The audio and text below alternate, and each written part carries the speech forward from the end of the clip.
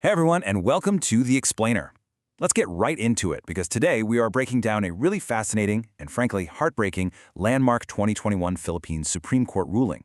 This case totally exposes the devastating reality of overseas recruitment scams. We're going to be looking closely at the case of People versus Amara with a specific focus on the accused appellant Jose L. Centeno. We're going to unpack exactly how an elaborate scam was built from the ground up, how the legal system systematically dismantled it, and how justice and the actual math behind it was ultimately calculated for the victims. Now, to really understand the true weight of this case, we have to start with this number, 95,000 pesos. That is the absolutely exorbitant placement fee paid by a hopeful applicant named Ruben Salvatierra. And for Ruben, and honestly so many others just like him, 95,000 pesos wasn't just spare change. It represented years of grueling savings, borrowed money, and this desperate driving hope for a better life and a lucrative job abroad. This figure right here, it immediately establishes the incredibly high financial and emotional stakes of everything we're about to discuss. So here is our roadmap for today. First, we'll look at the overseas employment scam itself. Second, the recruiter's defense. Third, the anatomy of the crimes. Fourth, the Supreme Court verdict. And finally, calculating the restitution. Let's jump in. Section 1. The Overseas Employment Scam. At the very heart of this case are the victims and a Manila-based manpower company called Frontline Manpower Resources and Placement Company. Imagine this. Hopeful Filipino workers walked into their Ermita office with massive dreams of working abroad, only to be completely caught in a web of false promises. Back in December 2005, victims began submitting their applications and handing over these massive placement fees. By June 2006, the agency was actually issuing certifications. They were essentially giving them paper promises for job slots abroad. But then, August 2006 rolls around, and the promised deployment dates were just abruptly canceled. The company promised refunds, of course, but they completely reneged on that commitment. And it wasn't until February 2008 that formal criminal charges, which are known legally as informations, were finally filed in court. So for years, these victims were just left entirely in limbo. The specific details of these broken promises are really tough to hear. Ruben Salvatierra? He was promised a job as a waiter in Canada for a 95,000 peso fee. Elizabeth Castillo was promised a caregiving job, also in Canada, for another 95,000 pesos. Revilla Bluendia paid 75,000 pesos for a chambermaid position all the way in Australia. But here is the kicker. None of these jobs existed. The agency simply collected the cash and delivered absolutely nothing in return. Section 2. The Recruiter's Defense. Okay, so the main accused in this case was Jose Centeno. And in court, his defense was basically to play the innocent bystander. He argued he was merely a salaried employee making 30,000 pesos a month and that he had absolutely no direct hand in recruiting anyone. He even claimed he was sent to Malaysia for business only to return and find the Manila office completely cleared out and his boss missing. Sounds plausible, right? Well, actually scratch that. The court factually found the exact opposite. Centeno was right in the thick of it. He actively processed applications, he personally gave specific departure details to the victims, and he even issued those fake certifications promising a job slot. The court determined, without a doubt, that his actions went far beyond being just a clueless employee. Section 3. Anatomy of the crimes. So what does this all mean legally? How does the law categorize these actions? Let's break down the exact legal framework that transformed these broken promises into severe criminal charges. The first major charge is syndicated illegal recruitment. For this crime to stick, it's kind of like a checklist. 3 distinct elements absolutely must be present. First, there must be no valid license from the Philippine Overseas Employment Administration, or POEA, and an official testified that, neither the company nor Centeno had any authority to recruit. Second, the offender must actually undertake recruitment activities, which, as we just discussed, we saw Centeno doing by promising deployment.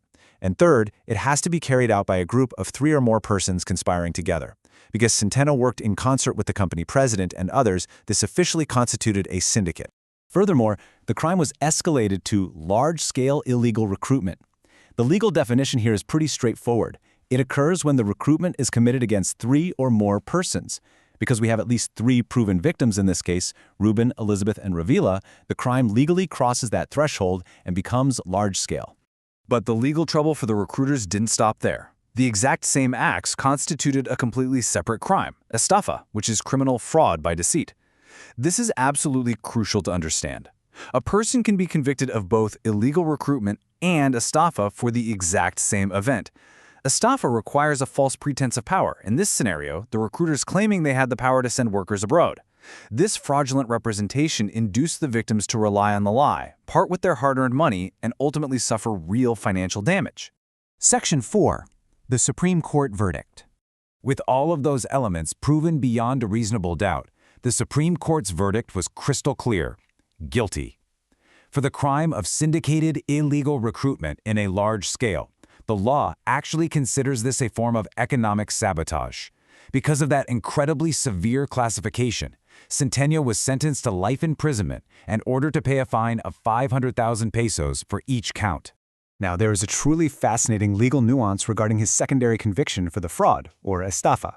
Under the old law, the penalty for that amount of money would have been up to 15 years in prison. However, a newer law, RA 1095-1, came along and adjusted those financial thresholds to account for inflation. And because penal laws in the Philippines are applied retroactively when they favor the accused, Centeno's penalty for the fraud charges was drastically reduced to a maximum of just 1 year and 8 months per count.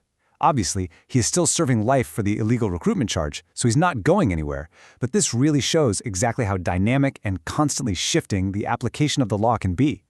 Section 5. Calculating the restitution. Putting the prison sentences aside for a moment, what about the victim's stolen money? Well, the court ordered it returned, and importantly, with interest. But to do that math, the Supreme Court had to classify what kind of transaction a placement fee actually is in the eyes of the law. They stated, the payment of placement fee is not a loan or forbearance of money, meaning it's not like a delay in collecting a standard debt, as it is in consideration of the performance of a service. This distinction is absolutely vital. Because it's a failed service agreement and not just a standard loan between two people, it falls under very specific legal rules which dictate exactly when the interest clock officially starts ticking. Let's demystify this math. Because the claim was for a specific, known amount of money, that interest clock started ticking the very moment formal charges were filed in court on February 11, 2008. From 2008 all the way until June 30, 2013, the legal interest rate in the Philippines was a whopping 12% per year. Then, the standard rate legally changed. So, from July 1, 2013 until the finality of the Supreme Court decision, the interest drops down to 6%. Finally, from the finality of the decision until the victims are fully paid back, the total amount continues to earn that 6% interest. It's a highly meticulous calculation, but is designed to ensure the victims are fairly compensated for the many, many years they were unjustly deprived of their savings. Which really leaves us with this final critical thought. We've seen today how easily lives can be derailed and life savings can be wiped out in an instant by sophisticated syndicates pretending to hold the keys to your future. The law provides severe punishments, yes, but as we saw, the legal process can take over a decade to resolve. So if you or someone you know is applying for a job abroad, I leave you with this absolutely crucial question. Are you absolutely sure your overseas recruiter is POEA licensed? Seriously, don't just take their word for it. Verify it. Protect yourself. Thank you so much for joining me on this explainer, and I really hope this deep dive helps you stay informed, focused, and above all, protected. See you next time.